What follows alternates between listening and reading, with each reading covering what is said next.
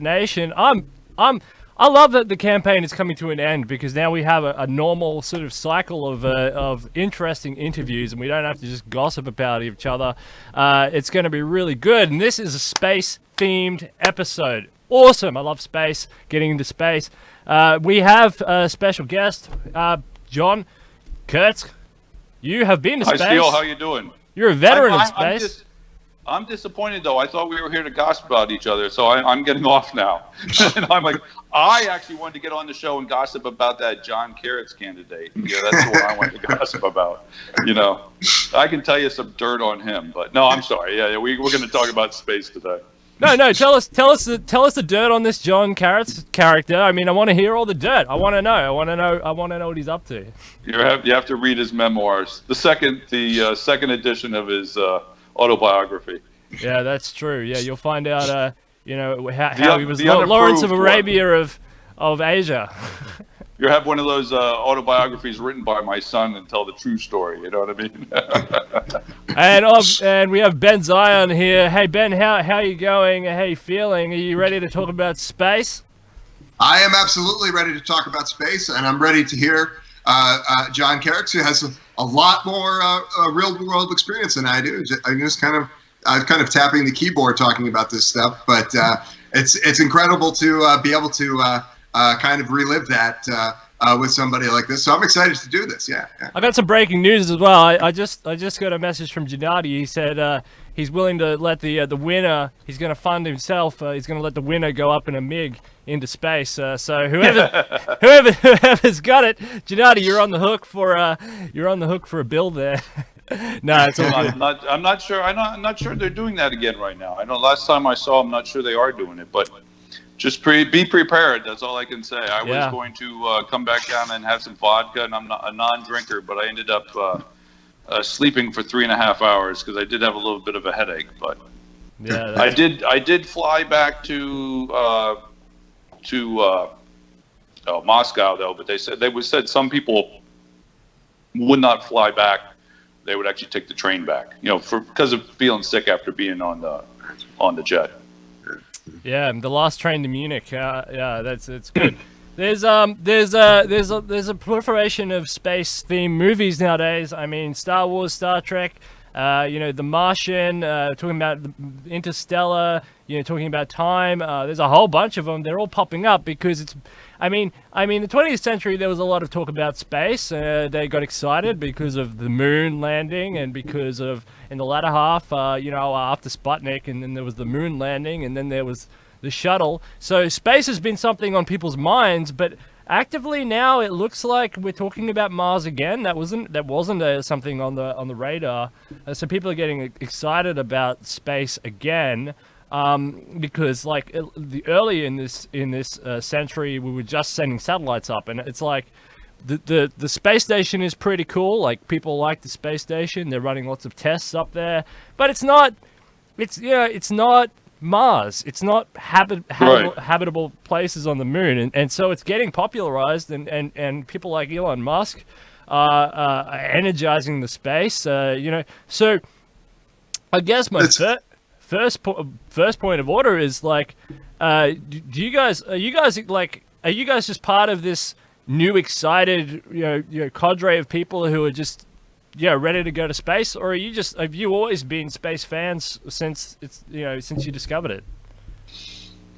I've been a space fan since I was a kid. I mean, I'm an old fart, so I liked Star Trek. I think is the main thing I can remember. But actually, even before Star Trek, there was Lost in Space, which started out more serious. If anybody watches the first couple episodes where it's in black and white, and Dr. Smith is actually mean and evil, but it was kind of interesting, And so I think that started for me as a kid, and then Star Trek. I mean, Star Trek was wagon wheels in space, the way they ran that. So it made it because in the '60s, you got to remember it was Bonanza and High Chaparral and all those kind of shows. Can't think of what some of the other shows were called, but there were a lot of westerns. So they made Captain Kirk out to be like a gunfighter. He'd go down into the planet, and he'd have shoot-ups and stuff and fist fights, and it was kind of a western in space, and that made it interesting. Plus the peace, and it seemed like it made our society more of a utopia in the future and something to look forward to. And I very much enjoyed that, and it was something to look forward to. And we also talk about here about taking man to the next level, and they had a couple episodes in space in Star Trek where man has progressed to, the aliens have progressed past the body and they're energy beings, and that's kind of an interesting way to think of where we could evolve to, and those energy beings wanted to build robot bodies to house their intelligence and their essence, and just interesting thing to think of today where we're going also. And it's amazing. To me, it's kind of been disappointing. Back in the 60s, we thought by this time we'd already have colonized Mars and be there. I mean, we thought the year 2000 would be phenomenal. I mean, look at the old movie 2001: A Space Odyssey, you know what I mean? So there's a lot of things back then that pushed me. I'm sorry, I'm kind of hogging it.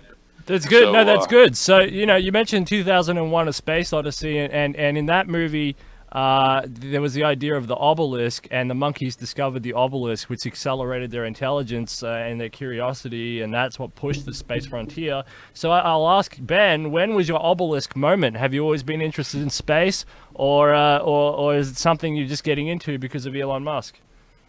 Yeah, well, oddly enough, that film did have that kind of impact on me, and I think we could talk a lot about the role of media in not just shaping our imaginations, but really as a driver of thinking realistically about these things and building these things. I think there's a lot of ways in which we don't do that.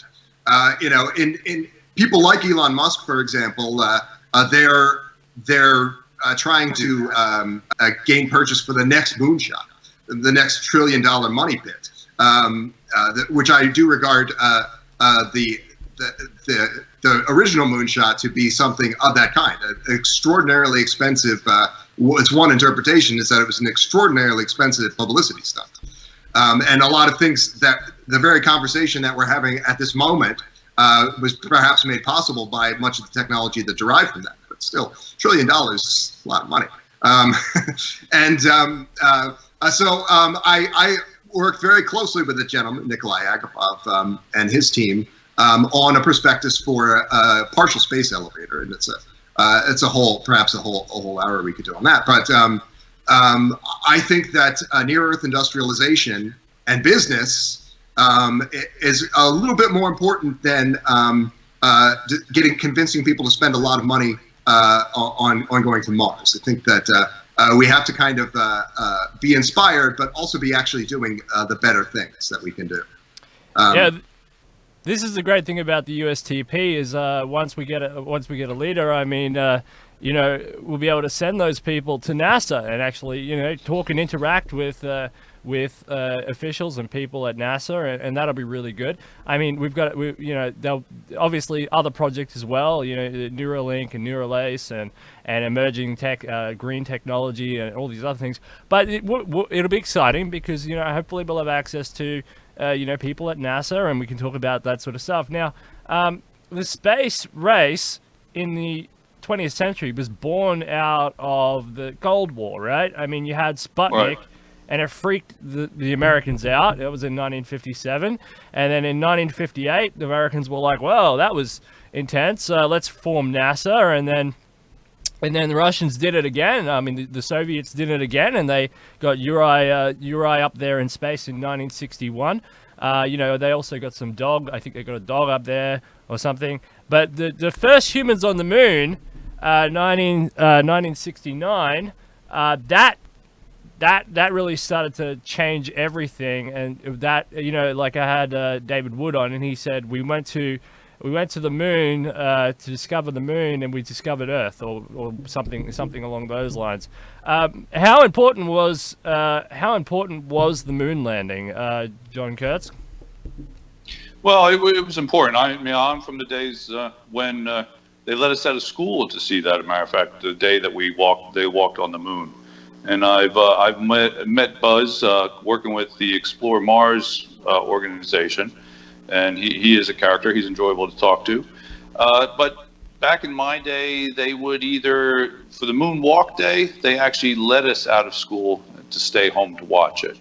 But I remember for a lot of the other flights, they would actually stop class and they'd bring the TV into the classroom. Back those days, you had big huge TVs on big carts they had to push around. It wasn't like the flat screens of today's. And they would actually stop class for us to see some of these events. So it was quite a big deal back then, and it was a big deal to everybody.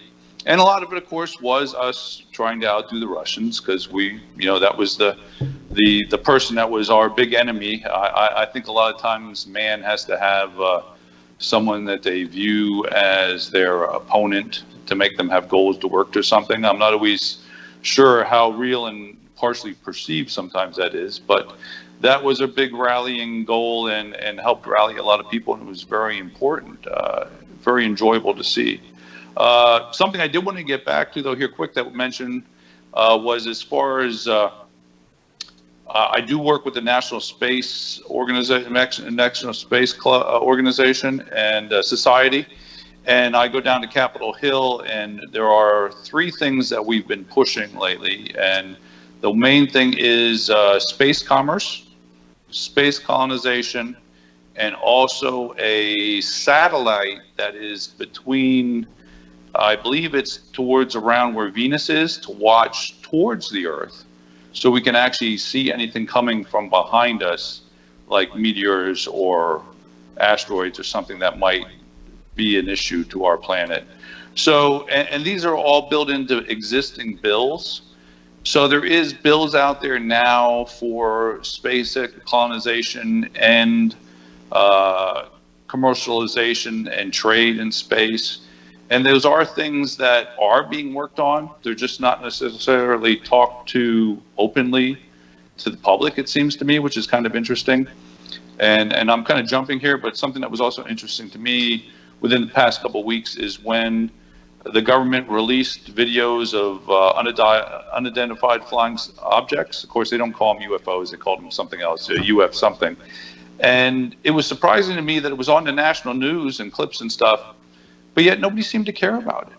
It was kind of like, why don't they care about it? It's like they're more concerned about, oh, let's impeach Trump. But hey, they just released videos of unidentified flying objects that they admit to the fact were unidentified, and they couldn't find an excuse for them. It's like, that was interesting to me.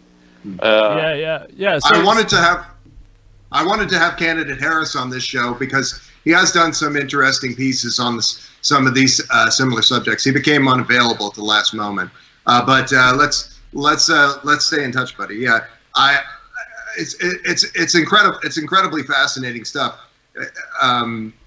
Please go on, Steve. Okay, so like the psychology of people walking on the moon was fundamental in my mind, because it's an expression of our innate nature to explore, and all these other things you mentioned about space commerce, national security issues, because like industrialization of space and exploration.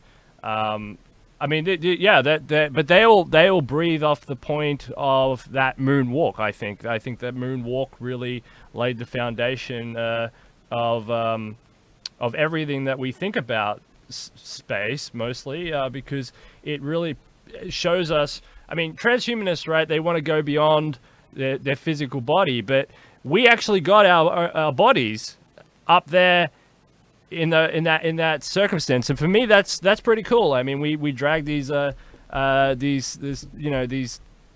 things to something that's totally alien, an alien location, and I think that really for transhumanists and for humans as well, I think that really like opened up a new psychology of where we can push our physical limits, and it makes mind uploading less scary. It makes a lot of things less scary because it's like, if we can walk on the moon, these sort of ape creatures can go up there and do that amazing thing, then we can do anything. And I think all these other things that you're talking about is important.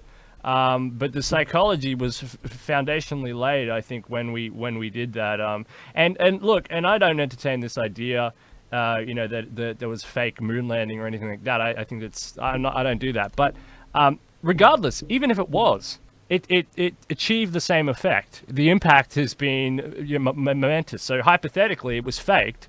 I mean, that doesn't matter. I mean, the point is that we discovered that we can do stuff anyway. But it actually happened, and that was great. It's just an Arthur C. Clarke quote about, any sufficiently advanced technology or achievement in that case looks like magic. And, when people look at the advanced technology that we have today, they say, oh, how could they do it back then with less computing power? It's like, how could they look back at aqueducts in the Roman Empire and they don't know how to build them, or maybe they do, but they say, wow, that's pretty cool for that type of civilization, or the pyramids, and they say aliens must have helped. I mean, you got to give humans some credit where credit's due. We can achieve stuff on our own, regardless of. It doesn't have to. I think this is true. We can achieve stuff on our own. Maybe there was some intelligent life that came down and helped us build the pyramids, but I'd like to think we achieved it on our own. I think that would be a much better story, for our own intelligence to build a pyramid, or to walk on the moon, or to build aqueducts and colosseums. And I mean, I don't like to just think that that we don't achieve this sort of stuff. And when you look into the future, as transhumanists or whatever. It's nice to think that we'd be able to build an AI that's benevolent, or it's nice to be able to upload our minds in a safe context, and we actually achieved that on our own. Yeah, maybe we invented AI that assisted us, but we built that AI. We are the creators and innovators of that. So I think the moon walk was totally mind-changing in the psychology of where and how and what we can do as people. And it's just in the same way as these previous explorers who got on these rickety old boats, like Captain Cook or others, and they redefined Columbus. Yeah, well, I was going to say there's a bit of controversy around here, but they redefined Eric the Red. How about that? Yeah, they redefined. The Viking. They redefined what the limits of what we can do, and I mean, we're doing it again. And by sending a Mars rover, I mean, that's even better. I mean, it's an extension of us. I mean, it's something that's an extension of us. So I think the moon landing. Ben, how did the moon landing have an impact on you?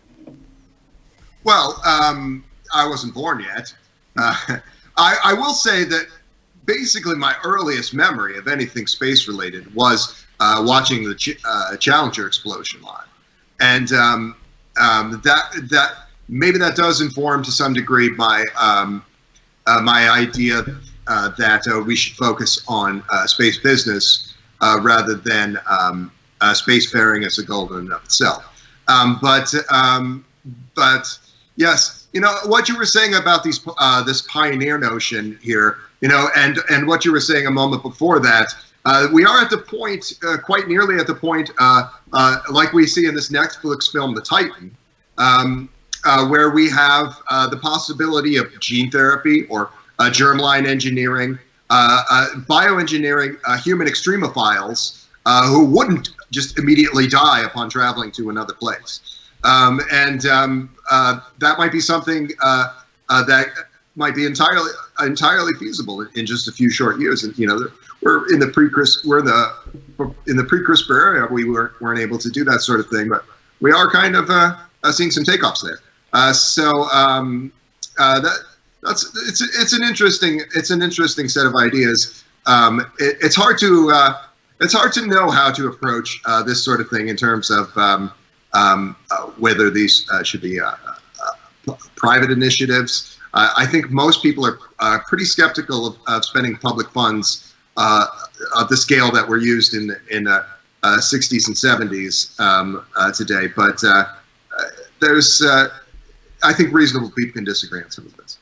All right, so that makes sense, John. So you mentioned you're working intimately with a space organization. So let's go through each of these goals. List them one by one. Let's talk about goal one. So what's goal one?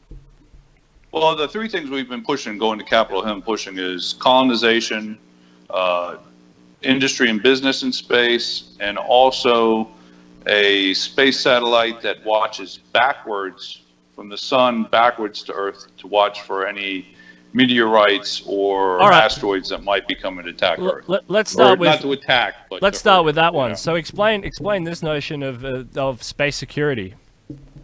Well, that's basically it. It's security. It's putting up a satellite in orbit, but it's orbit towards the sun, looking backwards, so that we can watch for anything coming close to the Earth and a potential problem, which could also have military reasoning also, But that's one of the things, and there's bills out there pushing all three of these things that are not, I mean, if you research it, you can find them, but it's not something that they talk about to the public, and there's a lot more going on. The thing that interests me the most is the politicians that are most interested in it deal with states that do a lot of space already.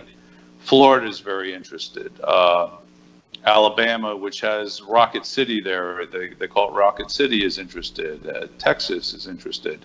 The states that already have a lot of business doing space-related things, they are interested in these things because it is business for their state and money for their state in the long run.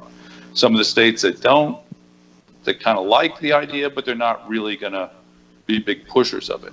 But those are things that, my point in bringing that up is that's things that the populace doesn't know right offhand that they're pushing right now and that there's bills for. And I only know it from being in the National Space Society. Sure. Hey, so how does continuing this theme of space security? I mean, Trump essentially brought in the Space Force, which is right. The weaponization and the militarization of space, space-based weapons. Declaring that it's a but before that, even under George Bush, which I find remarkable. I mean, America had declared through the United Nations space as sort of an open forum of science and exploration and industrialization and colonization and all these other things. And then now Trump has said, well, hang on, that's America's sovereign territory up there. To protect vital satellites, communication, GPS, global communication systems, and weapon systems, and all these other systems, including the International Space Station, which is a joint effort by different state actors, and whatever else they've got going on there, including commercial projects such as the Starlink, which is Elon Musk's thing. What do you think about this move with the Space Force, Mr. Kerecz? What do you think? You like it? Do you think that space is a place? I like it because it's getting us towards space. But I have a couple things here. I don't think once our government moves into space, other governments are going to want to move into space because they're not going to want to be represented. Yeah, I can't talk today. But they want to be able to be up there watching us watch them also, and to watch us. So it's a matter of everybody's going to want to be up there to watch us, which at first it's not the reason I'd like us to be in space or to go there, but I look at it as the reason it's probably going to get us there. We're probably going to get it there because of military, it looks like right now. And that can be a good thing in the long run. As long as someone's going there, I think it's going to develop. And they get on the moon. If they build more military bases on the moon, they're going to have to use more technology to do things. They're going to get companies involved.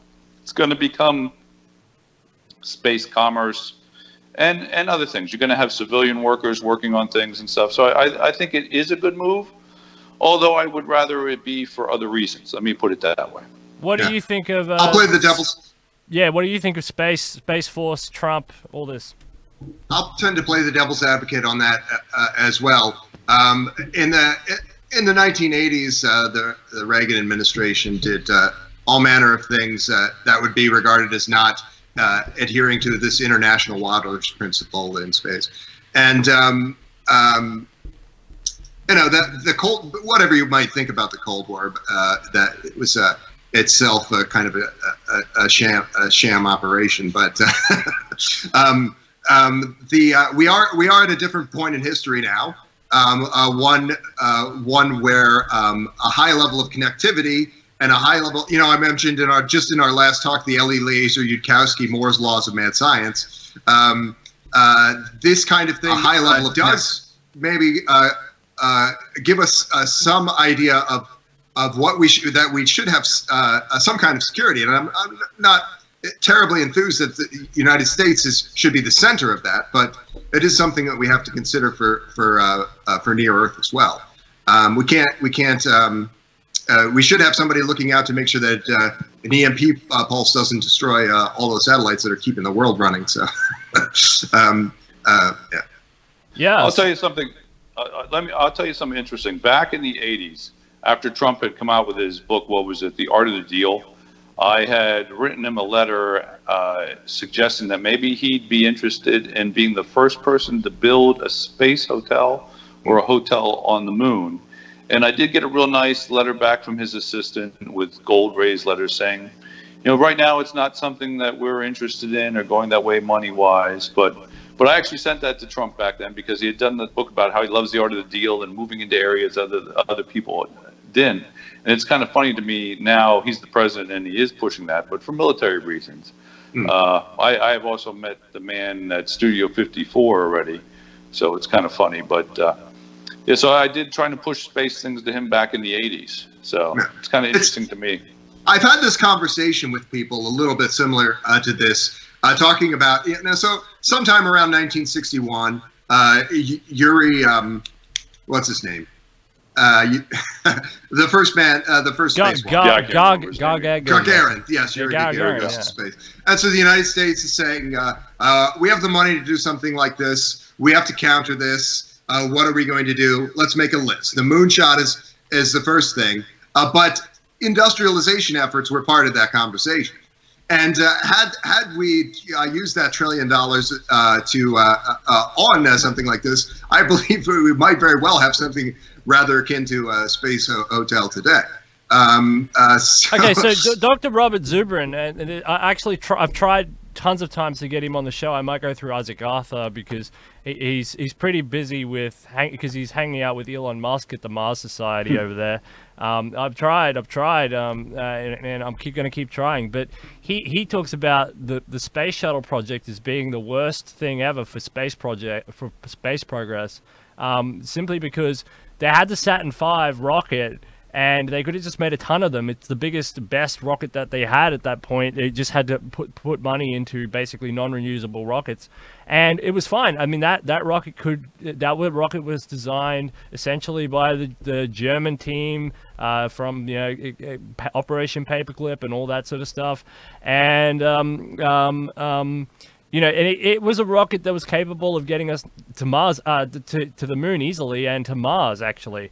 And then they put their money, they switched gears, and they said, oh, we need a reusable rocket. And so they switched gears to the space shuttle, and it just ended up being a huge money sink, a huge waste of time, and a huge mess that didn't end up fulfilling its purpose. Now, looking back, I don't blame them for trying to get a reusable rocket like the space shuttle. I mean, the space shuttle flew, I don't know, 200 missions or something. I mean, I get it. I mean, if you're in NASA and you've just invested so many billions out of JFK from JFK or whatever, and it's like, hey, we need to cut this cost down because we've been to the moon 13, 14 times or whatever.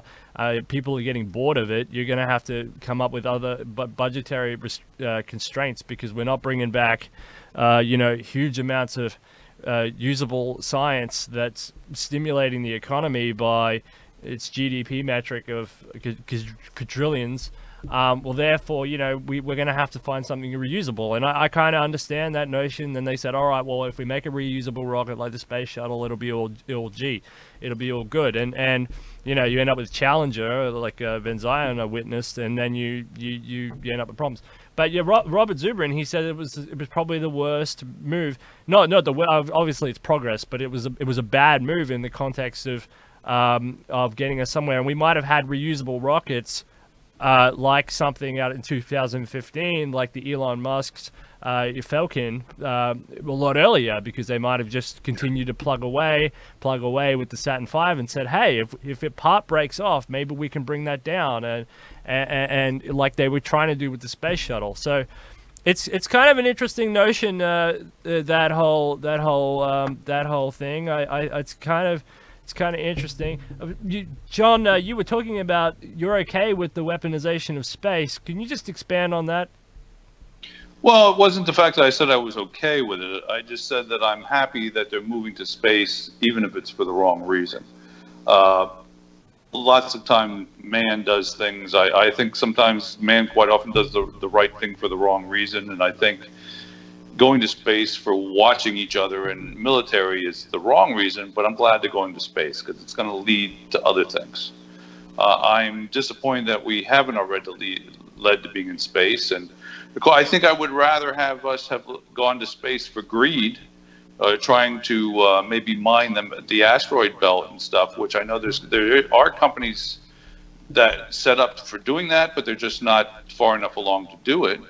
I would rather that be what we're pushing than military, but I'm glad that we're pushing something. I'm glad that there's going to be a move towards that. We're supposed to be there now, 2024, which is the ideal date that they're setting. And then there's also, for Mars, the date that's supposed to be ideal is 2033 because of the closeness of both our orbits, which makes it ideal for a 2-year trip, to Mars, there at Mars and back in 2 years because of how the orbits line up.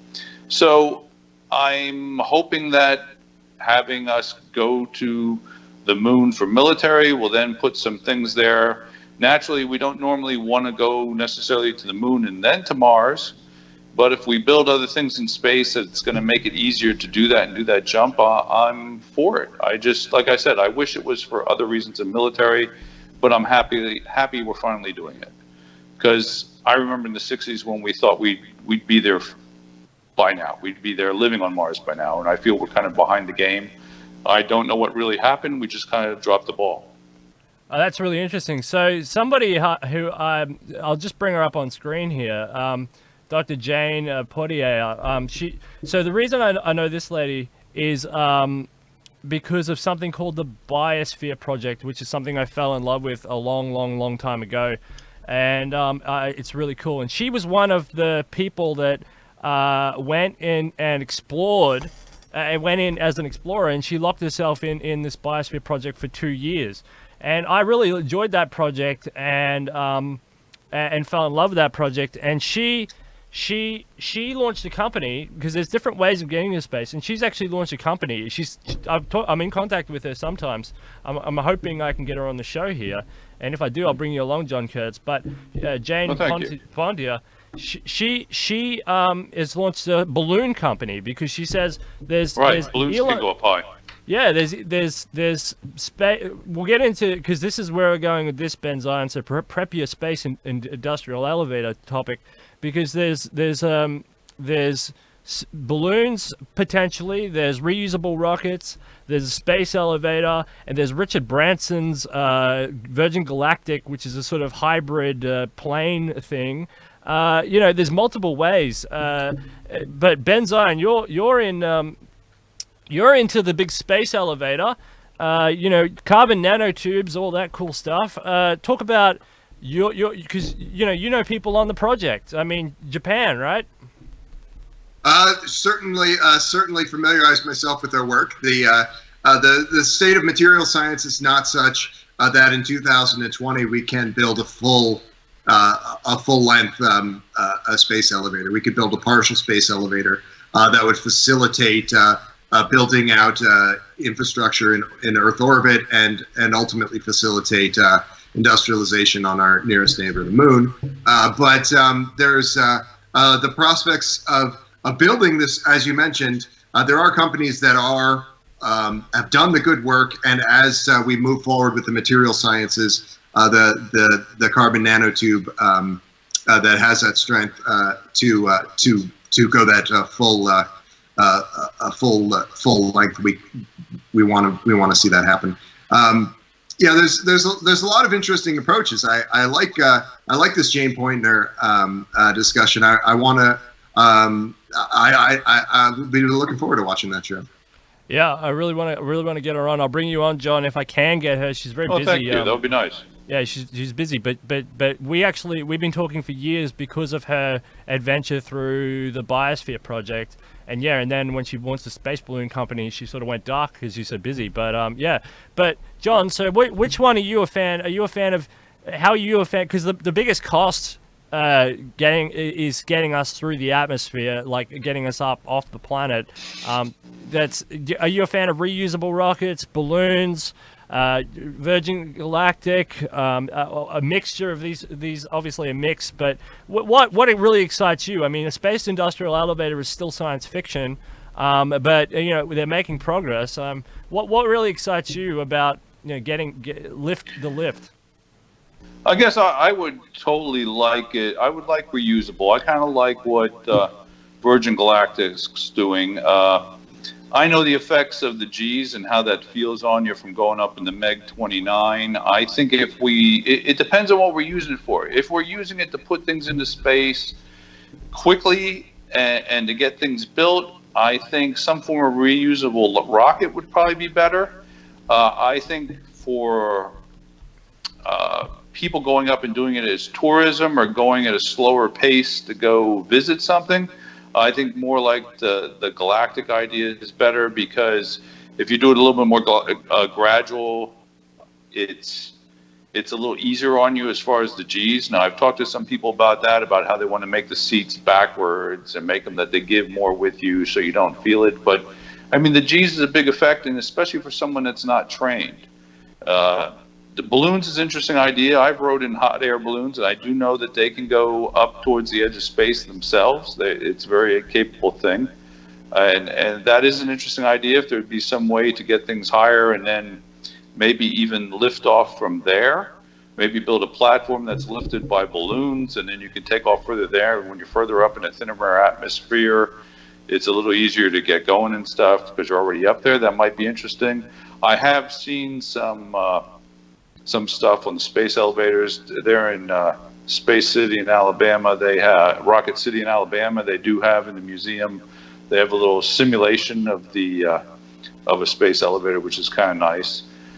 So I would say probably a mixture depending on what you're doing.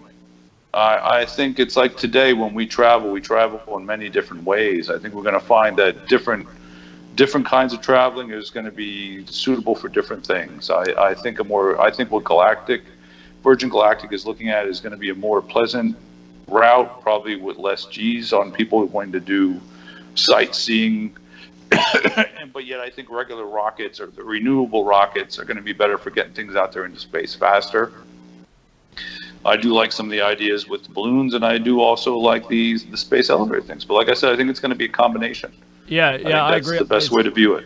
It's going to be a combination. They're going to serve different purposes, and I think eventually the space elevator will probably win, but that doesn't necessarily mean anything in the context that they all do serve different purposes. Now, you can get across the world on a boat, or you can jump on a plane. I mean, if you're going to send a car, I mean, you're not going to put a car on a plane unless you're the Saudi prince or something. So yeah, exactly. They serve different purposes, but they do. And I do agree with you. I mean, if Richard Branson can do with what they did with planes, I mean, anyone here can jump on an aircraft. In China, the social credit system, can't just jump on an aircraft anymore. But anyone here, we can just go out. You can purchase a ticket. You can jump on a plane, just like you can. I just call them sky buses. I mean, yeah, there you go. Giant sky bus, right? But you can. It's just this notion of just getting on a plane and going to another destination, like any other travel method, is just so almost commonplace nowadays. If he can do that methodology, that commercial context, that continuous customer, demand cycle. I mean, you can do that in space. I mean, you are talking about a bright future. I mean that's going to be incredible. The thing about the balloons are a low cost way of getting things up to space now, quite cheaply. And I think what Jane maybe they'll move into with the balloons is probably, I mean, satellites are good for things like internet, like you might see the balloons being used more as research and for low Earth EMF waves and research things in topography, topography analyzers, and used by cities, municipalities, and cities and things to analyze high tech stuff. I think they're probably going to serve more of a research focus inbuilt task, which you can do with satellites, but sometimes satellites aren't as efficient in that area, and you can conduct low atmosphere tests. For example, the White Rabbit project coming out by CERN, they'll probably be done through balloons as opposed to satellites, because you can't get the speed efficiencies from the internet through the satellite with that project. So stuff like that. Then So what wind up? So with Kerecz, your other topic was industrialization of space. Yes, so that's mining asteroids. That's mining moon rocks. That's what else is that? Let's talk about the industrialization of space. That's moon bases. Well, I'm sure there's going to be a lot of different things that we haven't even thought of yet. I mean, ideally, when they go to the moon, they will be able to build concrete and bricks and stuff out of the moon soil itself, not be hauling stuff there. So that's going to be new technology, and there might be what I think of that too is there might be things we find in the moon that we can mine and use back here on Earth, and there might be new methods of doing things that we learn that can come back here and help us technology-wise on Earth. Yeah, what do you think, Ben? Well, there's a lot of things that hold near-term promise besides bringing materials back to Earth. There's solar arrays that could be placed into orbit that would contribute to the energy singularity that our friend Jose Cordero we've talked about. There's the data sort of singularity, so to speak, putting these satellites into orbit that are beaming effectively free data to the world around. These are things that we should be really already doing right now.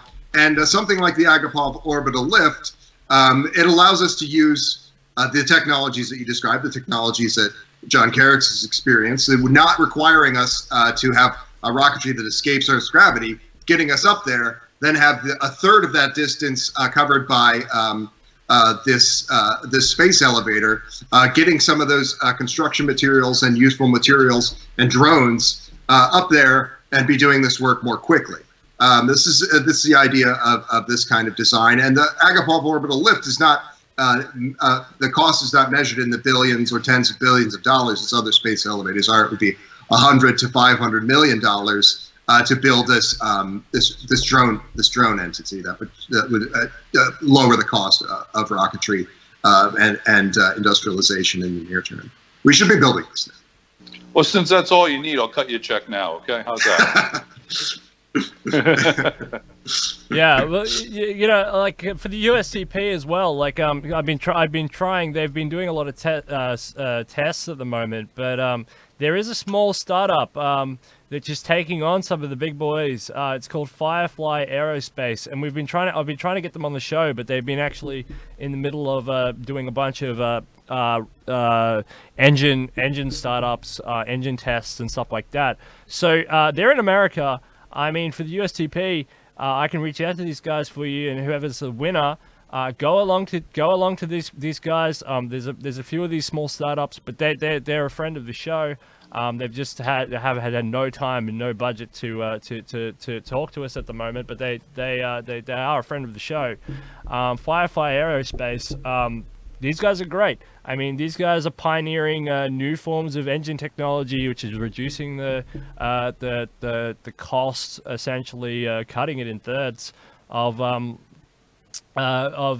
lift of the energy expended on initial lift. So it's like this space thing is awesome. I mean, I'm really into space thing, and and I think like.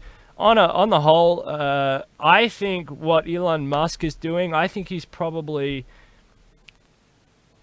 his theme. I mean, he went to war with Jack Ma, the CEO of Baba, is it Alibaba, right? The Amazon alternative over there in China. And he went to war with him because, right at the end of one of their speeches, when they were having a debate, Jack Ma said, death is okay, because they got onto mind uploading and they got on that. And Jack Ma said death is okay. And Elon said, no, consciousness, don't let that go out of the universe. Let the light live on. And I think fundamentally, Elon Musk cares about consciousness. And I think that's why he pushes the Mars colonization thing, because he does want a multiplanetary species. He's scared of AI. He's one of these. And so what I think his grand strategy is, apart from the fact of securing consciousness on becoming multiplanetary, I think his other strategy is this industrialization of space, where commercialization of space, where he can use the space infrastructure to generate the money to create safe AI, because I think the safe AI route is a much more of a sinkhole of cash than the space idea is a much more guaranteed way of making money than safe AI is. I think safe AI, it has prospects, but also it's more of a philanthropic thing. I mean, it's more of philanthropy on that part, and everybody big, Bill Gates, Elon Musk, everybody who knows anything about AI, they're all worried about AI. They're all worried about AI takeoff. They're all worried about super intelligence. They're all worried about Terminator-style scenarios. These people are Bill Gates and are not silly. They're fundamentally worried about it. And I think the space thing from Elon Musk, for example, is a money-making ploy in order to protect us from AI. That's just a random conspiracy theory that I'm throwing out there. What do you guys think about that? Well, these PayPal Mafia guys made a great show of talking about for 15 years how that everybody needs to be moving fast and breaking things. And now that perhaps there's on the verge of having advanced algorithm on the order of a master key that might be able to move fast and break their things, now they're very concerned that this could be potentially an existential risk. I mean, I have to say that I think that that's about their bottom line more than safety for the human race. I think that these kind of breakthroughs will get us off-world more quickly. I also think that going off-world in the next 100 years, whatever difficulties we're going to see, it would be a lot safer for us to be doing some kind of biosphere thing near Earth or on Earth, be doing some kind of other planning than the idea that everybody's going to follow the great Moses to Mars on a big, huge ship in the next 30, 40 years. That's I don't think that's really realistically looking at this timeline. But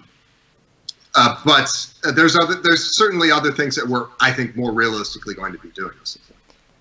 John, you're an explorer in your own right.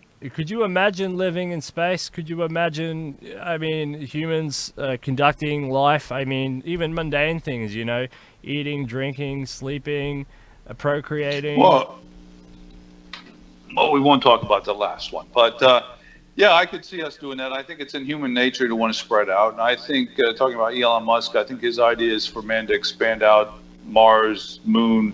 I think the moon's going to happen, especially if we go to Mars. It's like one of those things, if we go to Mars, we're definitely going to be on the moon. It's just going to happen along with that, one way or the other.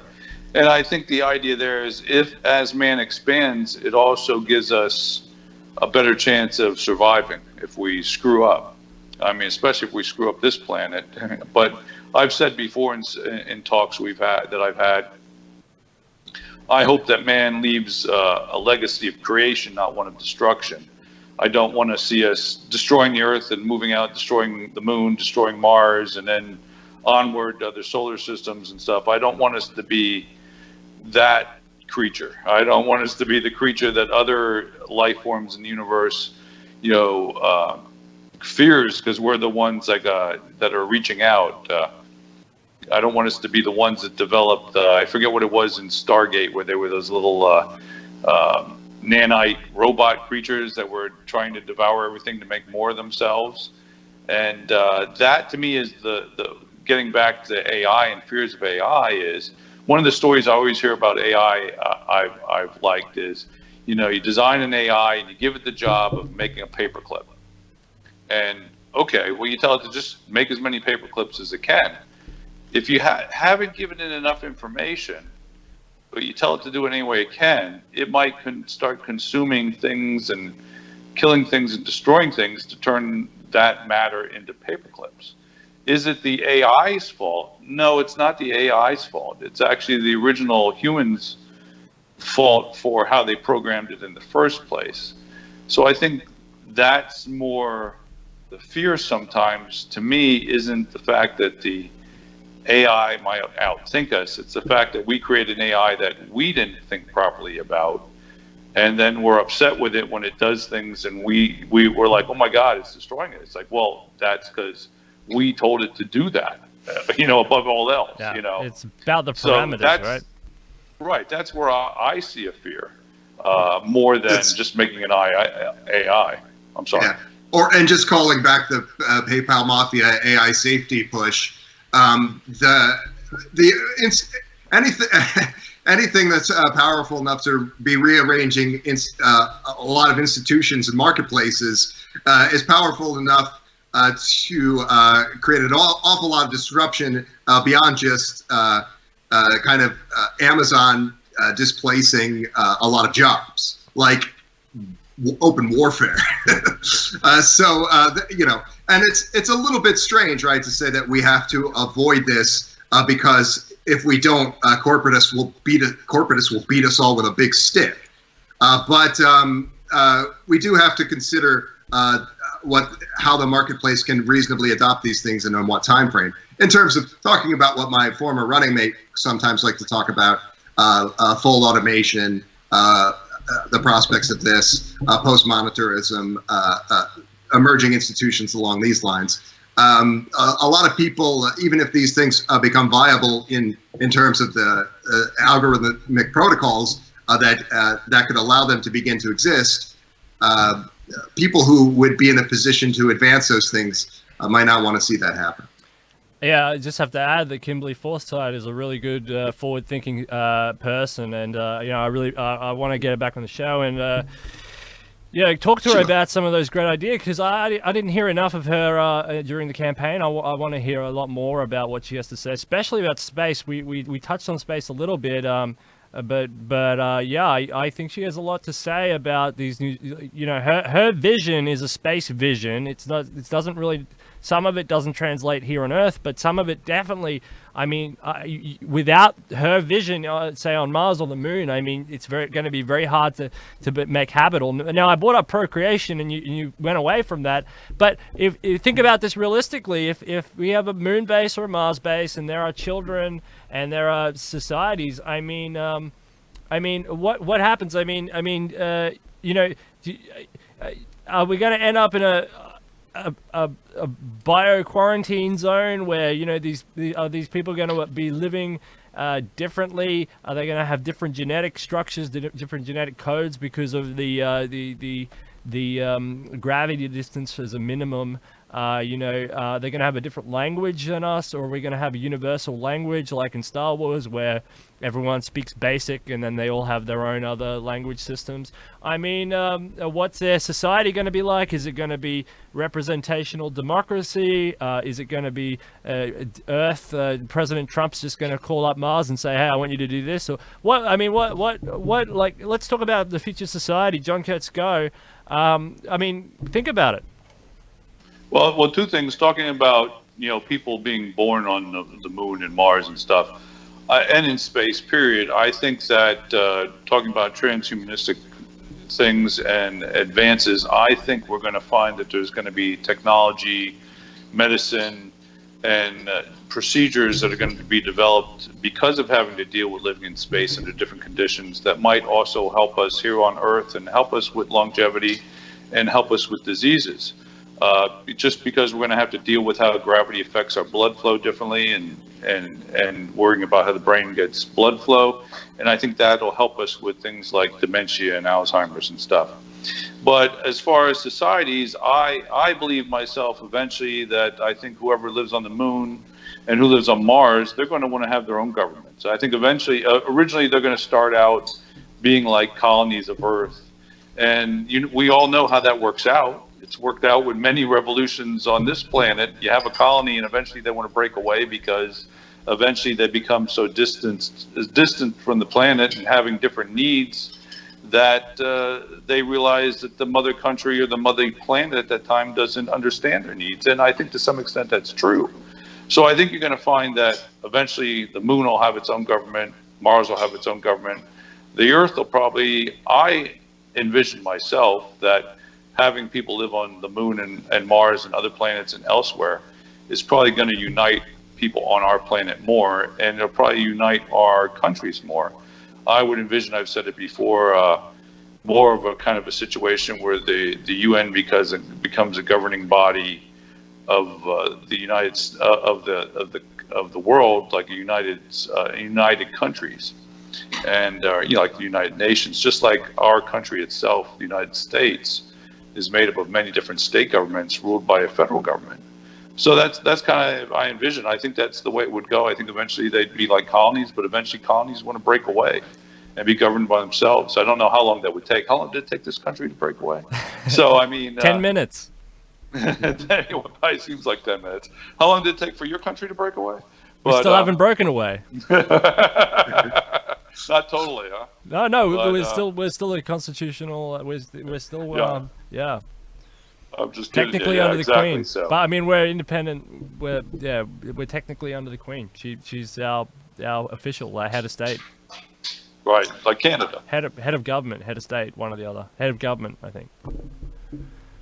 I like what you said about universal translation. I was going to make a joke, Ben. One sec, I've got to make a joke. I don't make many jokes, but John, you said the moon, will probably break away and have its own government. I was just going to say, I don't think so. I think it's going to remain within Earth's orbit.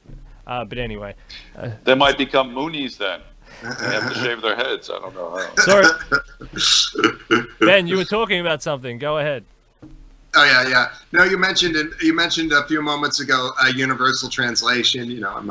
I'm always drawn to these post-nationalist notions, and this is a science fiction trope that we can point to in a number of things. But the technology to do effectively that, it exists today. I was researching this with somebody else. You can buy 10 different languages that you can do this pretty reasonably, where you hang a dongle around your neck and it'll translate your conversation for you. You can also buy a little fishbowl that you put on your head that cancels out the sound, a little PA system that would send the translation out for you then. It's a silly thing, right? But there's a half a dozen border cities in our southern border here in the United States where people could without that kind of uncanny valley reaction, or maybe some kind of vaguely hyper-nationalist reaction to interactions of these kind. We could be having better business dealings and better personal dealings with our fellow man by using this technology in the forms that it may already exist without talking about nanobots in your brains. All right, Ben. So talk about space societies, moon and Mars colonization. Do you think government? Do you, like, for example? I mean, think about it logically. I mean, you're born on the moon, and the Earth rises. I mean, that's cool. I mean, you got Earth rising instead of the sunrise, right? I mean, you have the sunrise as well, but that's pretty cool. I mean, but what do you think? It's just the same as on the Earth, you have the moon rise. So there you're on the moon, you have the Earth rise. So. Yeah, I mean, and we're going to be looking at each other. I mean, that's crazy. But what do you think, Ben? Do you think they're going to break away? Government, society? What do you think? Yeah, I think there's going to be a kind of breakaway societies like that. It's difficult. This is potentially multi-trillion-dollar undertaking. I mean, it absolutely is. So it really depends on the state of where we are in Moore's law as to how this kind of thing would happen. And at that point in Moore's law, we also have the potential for actual transnational institutions. And probably at that same time, city-states smart cities, kind of supplanting the nation state. Those kind of a lot of different things kind of happening that move us away from really talking about the United States of space or something, in my view. But United Federation of Planets. Wait, right, you didn't right. know about that? No. Right. But the main thing is just how do you get that quadrillion dollars to have a moon country? Yeah, but that's so you're thinking like a normal lefty. I mean, it's like it's not, sometimes it's not all the government's problem. It's there's a lot of these innovative space companies that are cutting that cost right down. I mean, you got a genius like Elon Musk, and he's, I don't know, they're bringing the payload down to like $10,000 a kilo or less or something. I mean, I don't know what it is, but it's they got to get it down to 8,000. I mean, he's almost there. I mean, then it becomes super profitable. I mean, and almost unlimited at that point. I mean, we're almost there. I mean, it's happening. It's almost kind of a low blow to ding these guys on the Mars thing, because they have done the good work of bringing these rocketry costs down. Yeah, and they have done. Don't demean and the private sector, the private sector. Hey, if you're doing it, keep doing it, baby. Yeah. No, don't demean these guys. These guys have worked hard. I mean, they've built these things at the cost. I mean, Elon Musk especially. He put all his PayPal money into Tesla, and then that went almost broke, and then he stood on the edge of. And this is the thing, okay, it's not a totally private thing. I mean, NASA bailed him out. I mean, NASA gave him a contract, right? And then there's that interaction there between state and private. I mean, without that $3 billion or $2 billion, $1 billion, whatever it was, dollar contract, I mean, Elon Musk would not be anywhere today. So there you go. That's the interaction between state and private. But the state knows that there's efficiencies to be found, cost efficiencies in the private sector, and that's what it does. And I mean, the only problem that I see with that whole interaction is, a company like Lockheed Martin or something like that uses the space programs, the civilian sides, in order to bail itself out on uncompetitive military projects that it uses. So it uses that as a cost washing machine, and I don't like that very much. Everybody knows they do it, but I don't like that. So you get good companies like Firefly, or you get other really good little companies that need cash desperately, that are doing great work, and automatically the only number on speed dial is Lockheed Martin, that sucks. Sorry. Yeah. So That's fine. Yeah. So sorry, I was just going off. But, I mean, we could do a whole show on Pentagon bloat. I don't know how much we want to go down that rabbit hole. Yeah. All right, but anyway. Well, see, that's a point I was thinking before about the military going to the moon. I think you're going to have civilians going there to work also, not just military, because of the way that the government works with the different companies like that. So I think there are going to be probably some civilian workers that go along also. I just foresee that happening. Yeah. And what was the other thing on your list there, Mr. Kerecz? What was the other? There was 3, right, or 4?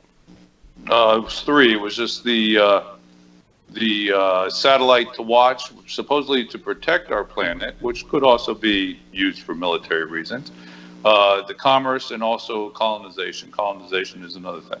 All right, that's cool. So they are talking about that. So, but yeah, I think that goes along with the business. I mean, and also you think about if the country, or if the planet's going to have enough money to pull away from the Earth. I think it all depends on trade, and also what kind of businesses are going on. We don't know today what businesses might come out of being on the moon and being on Mars. There might be something that we didn't even foresee today. The moon is easy. The moon is just helium-3. I mean, that's the main one you want. I mean, if America can get helium-3, I mean, a few kilos of that stuff will power the United States for a year. I mean, helium-3 is great stuff. It's and the moon is almost made up of helium-3. So the moon mining, That's easy. That's helium-3. That's why you would build a. I mean, essentially, like, you know, going back to 2004, and it's like, why is Japan building moon-based missile systems? Why are they, you know, building these things that are basically you can't get up there and are defunct? Well, the reason is because they know that by the time they can disassemble these things, transport them, put them on the moon is going to be something, because of helium-3, that's worth defending from other states. And if you're talking about China, or you're talking about Russia, for example, if you can get moon-based missiles and just shoot everything that's coming at you, then you'll have a monopoly on helium-3. I mean, America wins, or whoever wins, right? So you win the energy crisis in 10 minutes. That's the energy crisis. I mean, that's the big game, right? It's helium-3. Well, I myself just think there might be something we're not seeing right now, which I think is possible. So, yeah, you know, yeah, there's always things we're not seeing at the present that come up, you know, that we see later on. So. Yeah, and there's also the other issue of space bacteria, bacterial infection. We wonder how life started here on Earth. I mean, we're going to be spanning out and spreading out bacteria all across. We don't know where it might end up going, so we might end up spawning life all over the universe accidentally. I mean, this is how it might have happened before, right? What do you guys think about that? Well, I think that's possible. You know, is that contamination? You know, we argue, yeah, or just from through contamination, or just through us exploring and going out ourselves.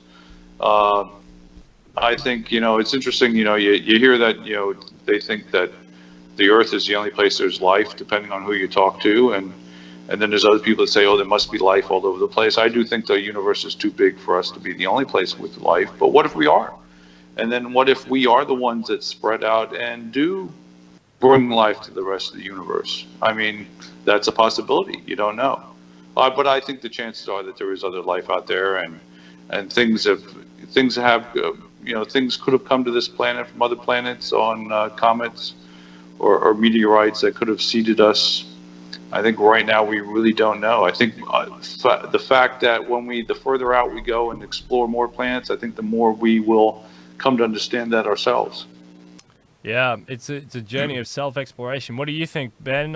Do you think it's contamination? Do you think we're going to accidentally? It's not contamination. I hear this from people a lot. Like, there's this lifeless rock, but it should be regarded as a beautiful entity.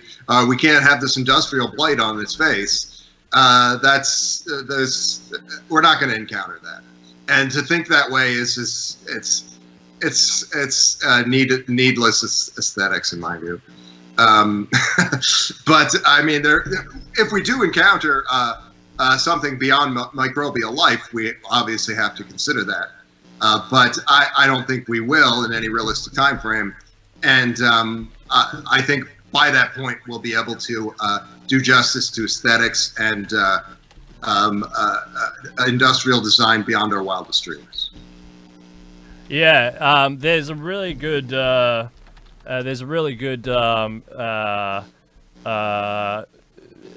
don't know where to find it, but there's a really good video that shows the amount of habitable worlds. Isaac Arthur, he's the king of the Fermi paradox, but there's a really good time. I'll try and show it one day. There's a really good timeline of habitable worlds that we've discovered since 1993.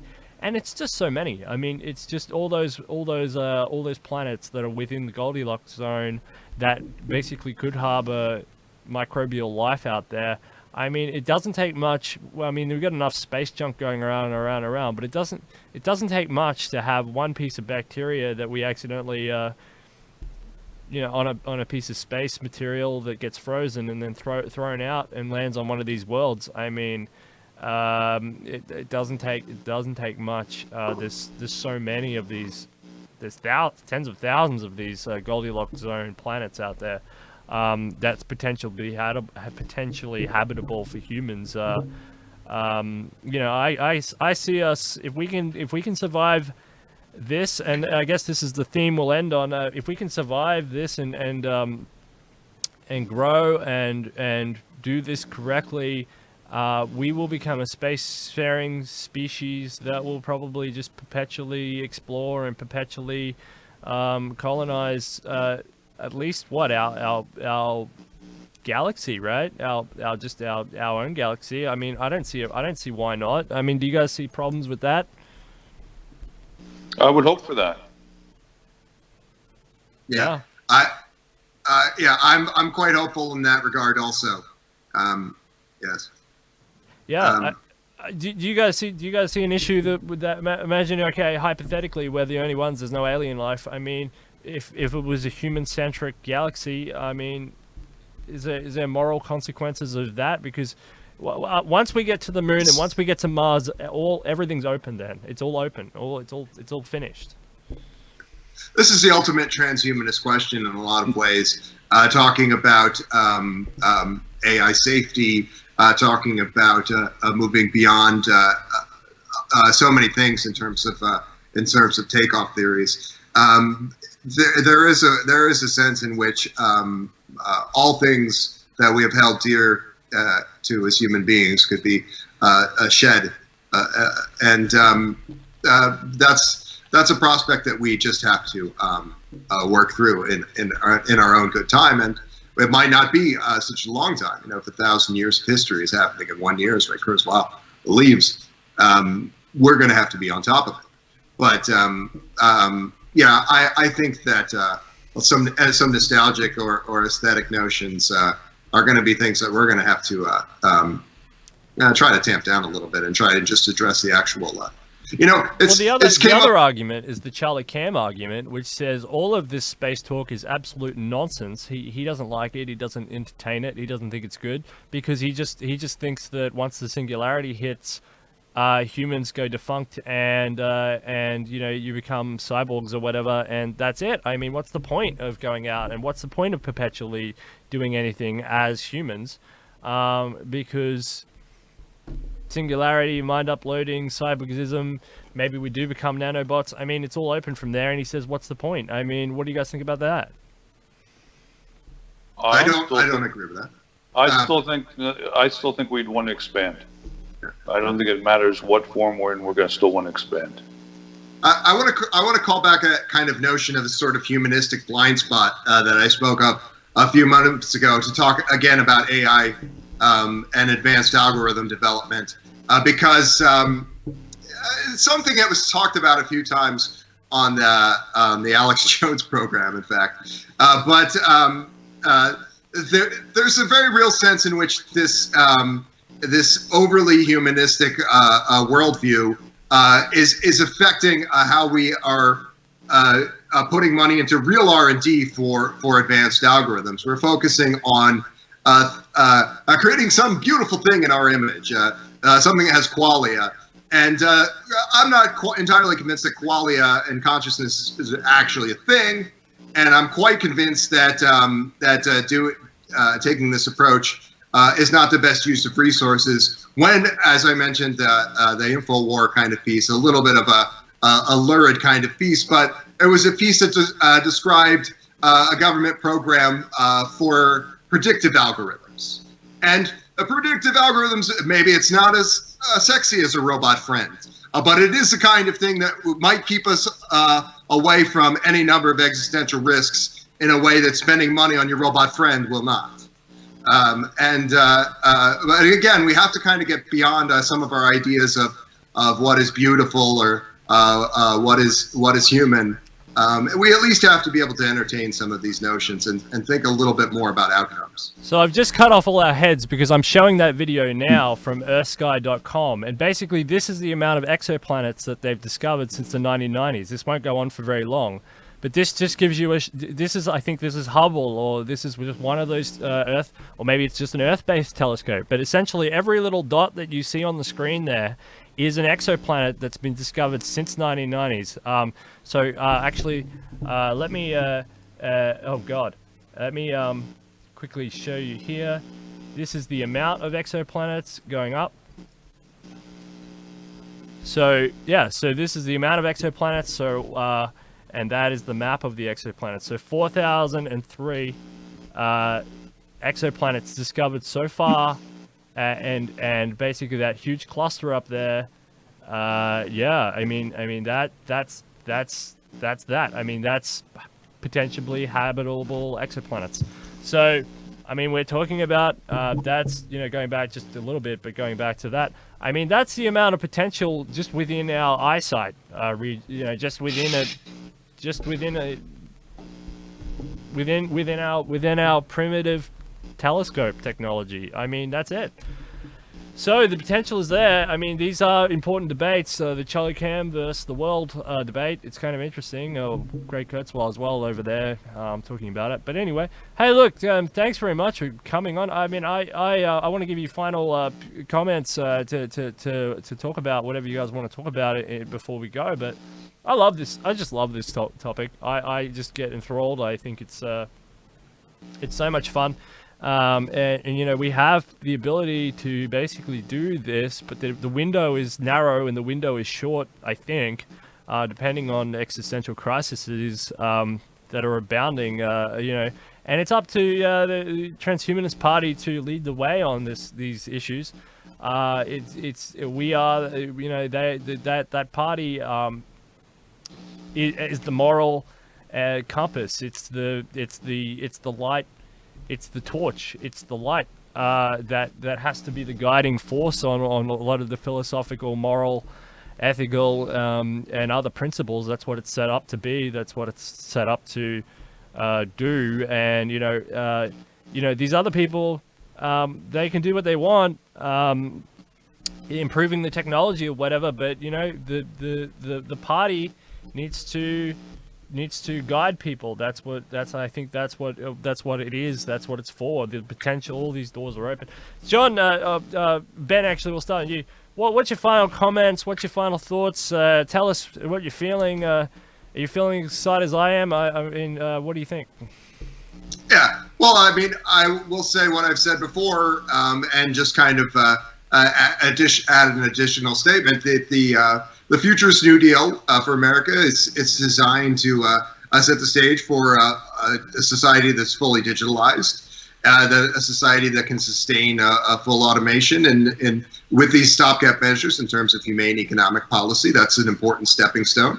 And then we can be moving into an advanced algorithm-run TechNate. We can be moving into maybe far more decentralized institutions that would themselves allow us to be moving off-world in relatively short order. We need to do whatever those institutions look like. We need to be pressing forward and seeing that this is done because we do have there is a ticking clock, as you mentioned. Thank you. And John, what do you have to say? I mean, there's a lot to talk about, but what do you have to say? Well, just like was said about the futuristic New Deal, I believe in the concept of the New Deal ones that are out there. I like the Democrats' Green New Deal, and I like my version is basically an altered Green New Deal. So I do believe very much in the backbone of the concept of a New Deal. I do think something that we talked about before about was said if we move towards being robots, it doesn't matter. But I think even if we did move towards robots or something, as far as our next step in man, I think it would still have our desire to explore and expand. I think that would go on as what's part of us that moves along with that. So therefore, I do think no matter what form we are in, that we're going to probably want to explore and be out there. I'm sorry. Hey, we have some breaking news on the election. Oh, okay. We'll get to that in just a sec. But just talking about this notion of augmented humans and whatever, there are a lot of people out there, even within the transhuman community, that want to stay biological beings. They want to stay as pretty much as the form they are now because they think that that's a great sort of form. I mean, they wouldn't mind being augmented a little bit so you didn't have back problems and maybe better eyesight and stuff. But I mean, they're pretty happy with being what they are. I mean, not everyone wants to become a robot, right? Well, I mean, I have a bunch of fake parts. I mean, I'd prefer to have real parts because the real parts at this point in the game still work better than the artificial parts. Although I would like to be able to tap into the database and stuff, and not have to look at my phone to get things. I'd like to just think, hey Google. It'd be kind of nice if in your head you could say, hey Google, and you could have the information come right to you. That would be really nice. I would like that, but I do like the human form. I like very much the points they made talking about science fiction. I've said this before in the last version of Battlestar Galactica, where the Cylons evolved back into synthetic human beings to the point where they actually had children with actual human beings, and then they actually seeded the Earth. So you find out that the Earth is actually what we had considered a robot-human hybrid, but it didn't really matter anymore because the robots came to understand the human machine as an advanced technology. And it was kind of an interesting, it went from humans designing machines, machines becoming AI and going off on their own, only to evolve themselves back into basically human beings again anyhow. So that always made me sick. The sort of immortalist goal is achieved, and then there's some atavistic effect because of the loss of that knowledge. That makes me a little sad. Well, it's so interesting because I just had a look because I don't know the Bible off by heart, but it says here in Genesis 1:27, but the thing won't let me scroll down. But it says here essentially in the New International Version of, so God created mankind in his own image. I mean, the image of God, he created them. I mean, not trying to bring theology into this, but I mean, his own image. I mean, isn't that a biological human? Isn't that just like a mirror? Isn't that what it? Well, I guess the argument to that, you can't be sure, is the human form the ideal form? Was he talking about man in a physical form? Was he talking about man in a spiritual form? Could you consider the spiritual form an energy form? I mean, this is the problem with the Bible. It's written by God, and yet there's so many aloof, statements. But I mean, if you're talking in a physical form, I mean, you're talking about a biological being. But like you were saying, there's so many other ways you could read that, and that's the whole problem with the Bible. I mean, oh God. But yeah, all right. Breaking news. Crossing over to our correspondent in Transhuman headquarters, Ben Zion, correspondent in Zion. What's going on? Breaking news. Yes. So there's just been an adjustment to the quorum for the. I'm only learning about this. There's just been an adjustment to the quorum for the voting requirement, down to 31.3% of existing membership. This is because of concerns about apparently because of concerns about election security generally, and the continuing a longer range there. What percentage are we at right now? We're quite close to that. We need so we would need an additional 38 votes or 30 odd votes at this point to reach that quorum. It seems. Wow, it's all coming. We might find out tomorrow. It seems quite likely. Yes. All right. Well, history is being made here at Detonation. So that's very good. Thank you, correspondent Ben Zion. Now you can go back to being candidate Ben Zion. Thanks for that update. Like I said earlier, some elections only have 30% people vote, and that's the election. So that's not an outrageous number. Yeah, it's quite commonplace in this country, sadly. Yes. Yeah, in America, it's not compulsory voting. I mean, here in Australia, it's compulsory voting. You get a massive fine, that's interesting. Voter turnout is double as a result. That's not a bad thing. Voter turnout is about 99%. No, it's very high because people don't want to get fined. I mean, there's multiple ways you can vote online. Not online, but like via mail, and you can go to the booths. The booths are mainly the one. The mail is usually for people who are out of the country or early voting. They've been mucking around with early voting, and that seems to be very good because people can choose the times as opposed to years and years and years. It was on a set day, so they say on Saturday you will turn up, and voter turnout was a little bit lower on those required days, but now they have early voting, and where people can choose. So people go, oh, I'm finishing work on a Friday afternoon. I'll shoot off to the voting booth, do it, and then go on my weekend. And that's main reason was why voter turnout wasn't so good is because, people would go away to their holiday house on the weekend and they wouldn't be near their location and stuff like that. So they're adjusting that, and voting is getting better. I don't know if that helps, if compulsory voting helps or whatever. That doesn't hurt. It's something to think about. It's a way. That would be interesting. Yeah. People in this country who would resist a full representative governance because reasons, again, the kind of corporatist useful idiots who would say this sort of things, in my thinking.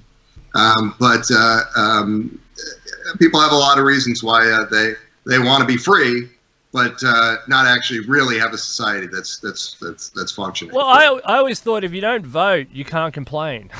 Well, it's like, what's the point? What's the point of having, especially with a ranked democracy? I think it's a great system. It works really great here in Australia. We have a very sophisticated society because of ranked voting, because it goes across all the issues. You don't end up with this Trump-Hillary thing where you're like, oh man, I have to vote for one of them because if I vote for the third party, it's going to be a wasted vote. We don't have that. It doesn't exist. So you literally vote who you like, who's best on policy, who's best in your area, and you end up with a very efficient system. I mean, we live in one of the most egalitarian, I think we're the richest people on the planet now. I mean, we're in a great shape, and a lot of it's down to the way we run our democracy.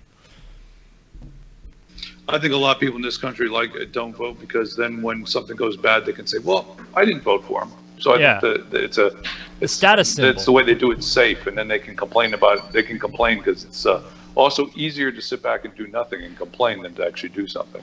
Yeah. And it's a learned helplessness. That's true.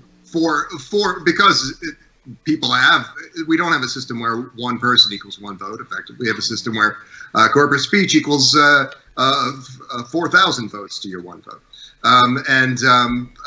So there's it's not simply just that those people are unconcerned. It's that they've been conditioned to feel that they can't do it. All right. So to end on the space theme, I guess I'll ask you a supplementary question.